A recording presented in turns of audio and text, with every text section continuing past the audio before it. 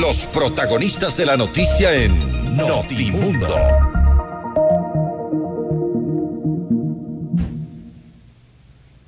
Y saludamos a esta hora a Paul Tutibén, él es periodista de Teleamazonas. Paul, muy buenas noches y gracias por acompañarnos. Te saluda María del Carmen Álvarez. ¿Qué tal, María del Carmen? Muy buenas noches, amigos oyentes. Cuando son 7 de la noche con 17 minutos, estamos prestos para comunicar sobre los últimos sucesos que se han dado en torno a la masacre registrada en la penitenciaría del Litoral. Así es, justamente sobre esto sabemos, Paul, que estuviste pues esta mañana en el Centro de Rehabilitación de Guayaquil. Cuéntanos cómo está pues la situación, cómo la viste en esos momentos, después de que se dio allí pues la mayor masacre que hemos vivido en el sistema carcelario de nuestro país. Ya se ha restablecido finalmente el orden. ¿Qué es lo que pudiste observar cuando estuviste en el centro? Sí, efectivamente se podría mencionar que ha vuelto la calma o el orden en la penitenciaría centro carcelario que está ubicado en el kilómetro 17 de la vía Adaule. Hay que mencionar que durante la noche y madrugada de hoy, decenas de ciudadanos que viven en urbanizaciones privadas. Hay que mencionar que la penitenciaría, para que ustedes, amigos oyentes, se ubiquen, está del lado de la vía Adaule. En la parte posterior está el río. Cruzando el río quedan algunas urbanizaciones, donde se han visto afectados los propietarios de estas urbanizaciones o los propietarios de las viviendas, porque los disparos han caído en algunas casas, los impactos han caído en los tumbados, en las paredes, y esto mantiene preocupado básicamente a los moradores. Gracias a Dios nadie ha resultado herido producto de los proyectiles que han caído durante estos días que se han dado estos enfrentamientos. Pero el día de ayer y durante la madrugada se reportaron nuevos sucesos de cruce de proyectiles, detonaciones. Los habitantes grabaron estos videos y fueron difundidos en las redes sociales, donde denuncian que nuevamente se dieron estos incidentes. La policía hizo un operativo durante la noche y madrugada, donde incluso el gobernador del Guayas estuvo comandando estos operativos. Ingresaron a las celdas, ingresaron a los pabellones, específicamente en el pabellón 5, donde se registraron los hechos más violentos, donde fueron levantados los cadáveres. Ahí, en estos operativos, en estas ejecuciones, se encontraron algunas evidencias como armas blancas, cuchillos, machetes, droga, y se podría mencionar que mediante esta ejecución, donde fue dada el día de hoy, en algo ha vuelto la calma. Incluso también hay que mencionar, por medio del estado de excepción, que durará aproximadamente 60 días, ya se han tomado acciones donde antes se veía que los militares solo llegaban hasta el primer filtro, donde daban seguridad. Ahora los elementos de las Fuerzas Armadas, mediante este nuevo estado de excepción, tienen la potestad de estar más adentro, de hacer operativos en los pabellones, de requisar las celdas a los reos, acompañados de agentes policiales. También llama la atención que mediante este nuevo estado de excepción, lo que hace el perímetro más cercano de la penitenciaría, no hay cobertura de internet, no se pueden hacer llamadas telefónicas, no se pueden enviar mensajes de WhatsApp. Se podría mencionar que no han colocado inhibidores nuevos, sino que mediante cooperación coordinada con las operadoras de teléfonos han bajado la señal para que los internos que tienen celulares, que ya es conocimiento público, no estén en contacto con nadie afuera, ¿no? Del exterior, La cifra de fallecidos se mantiene, 116 fallecidos, más de 80 heridos. La cifra podría aumentar, compañera y amigos oyentes, porque de los 80 heridos se conoce que el 50% de los internos heridos se encuentran graves. Están en situación crítica, entonces. Exactamente, por eso la cifra podría aumentar. Sin embargo, ya no habría la posibilidad de que existan más cuerpos dentro del centro de rehabilitación. Eso ya se ha podido intervenir y verificar que no hay más personas, más internos que han fallecido. No se podría mencionar si de pronto encuentren o no más cadáveres, porque mientras pasan las horas, con el pasar de los días, de las horas, los elementos del orden están recorriendo las celdas, porque la penitenciaría litoral es el centro carcelario más grande del país. Aproximadamente hay unos 10.000 internos. Mientras van pasando las horas, se van encontrando cuerpos sin vida, como lo ocurrido el día de ayer, que en una sola celda encontraron a más de 30 internos prácticamente calcinados. Hay que mencionar algo que es muy importante: las mesas de información que están instaladas en el estadio que está ubicado en el Parque Samanes, esto es en el norte de Guayaquil. Son mesas de información donde se encuentran delegados de la Policía Nacional, Secretaría de los Derechos Humanos, MIES, psicólogos, antropólogos. Son mesas bien coordinadas. ¿Qué es lo que están haciendo en estas mesas? No hay atención a la penitenciaría litoral, están suspendidas las visitas y los trámites administrativos. Si un familiar de un interno es de otra provincia, que tiene desconocimiento si está vivo o está muerto el interno como tal, tiene que ir obligadamente a estas mesas de información. ¿Qué pasa? Aquí les preguntan su familiar cómo era. Un ejemplo, tenía un tatuaje en el brazo derecho, en la pierna, era de contextura gruesa, era de color. Todos esos datos muy importantes son recogidos, se coteja con la información que está en el laboratorio de criminalística y se va determinando si en pronto hay un cuerpo parecido según las características que da a conocer el familiar.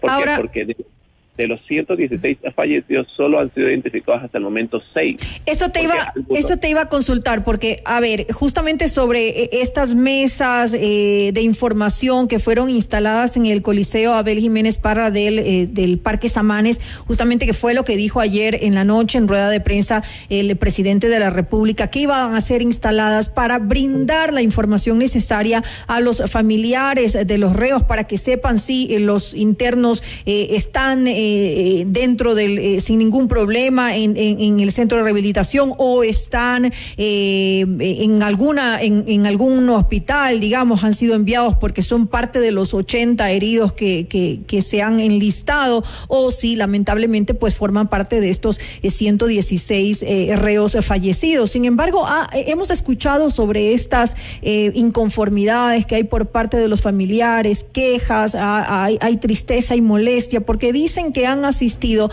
pero que no les están dando la información necesaria. Y sobre todo en el tema de heridos, por lo menos debería haber ya una lista de las personas que se encuentran en el centro de atención médica para que sus familiares ya sepan que por lo menos siguen con vida, que no tienen que desesperarse y que asistir, porque asisten a la policía judicial de la desesperación de saber qué es lo que está ocurriendo.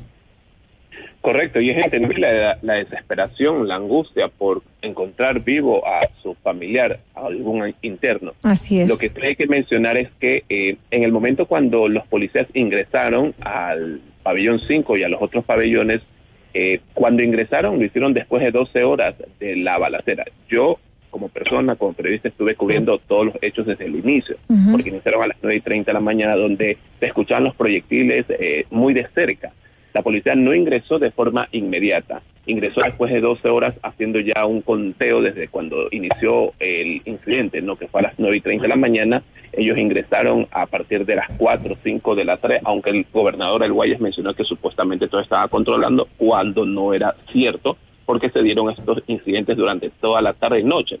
Aquí hay que mencionar algo que es muy cierto.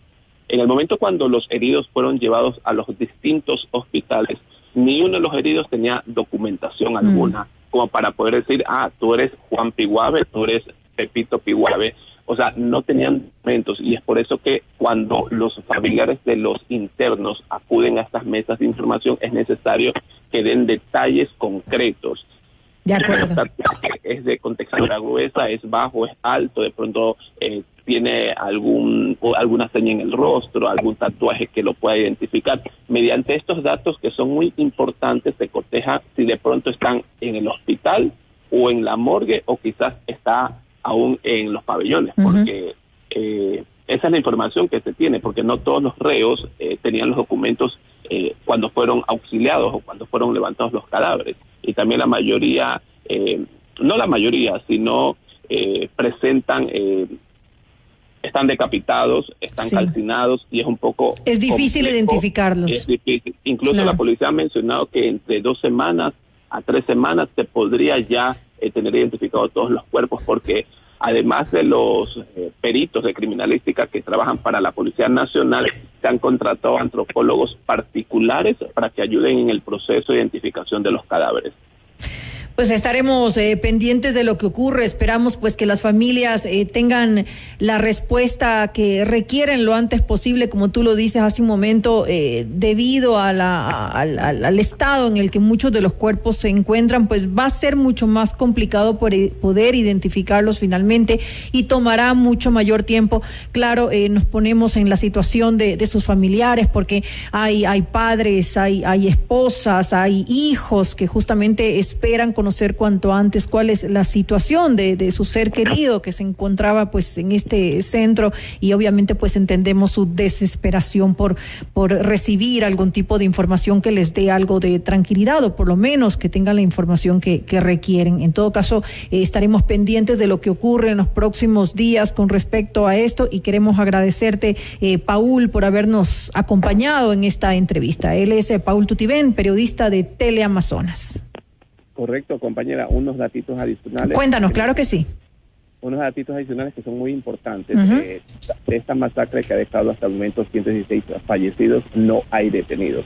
¿Por qué no hay detenidos?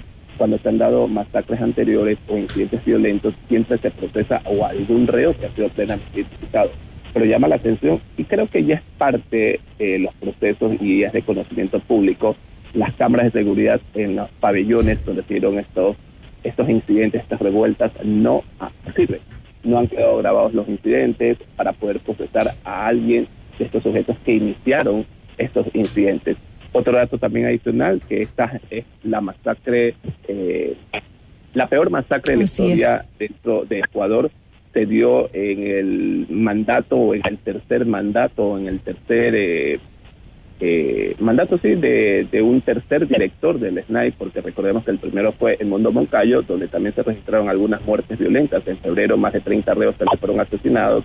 Luego estuvo Fausto Cobo, donde también se han dado incidentes en ciertas cárceles del país, y finalmente llevaba un día posesionado Bolívar Garzón, y nuevamente se dieron incidentes violentos donde ya, claro, cuántos fallecidos. Para concluir las cifras, según las cifras oficiales. No te estamos escuchando bien, Paul, no sé si puedes acercarte un poco a tu teléfono, no te logro escuchar con claridad.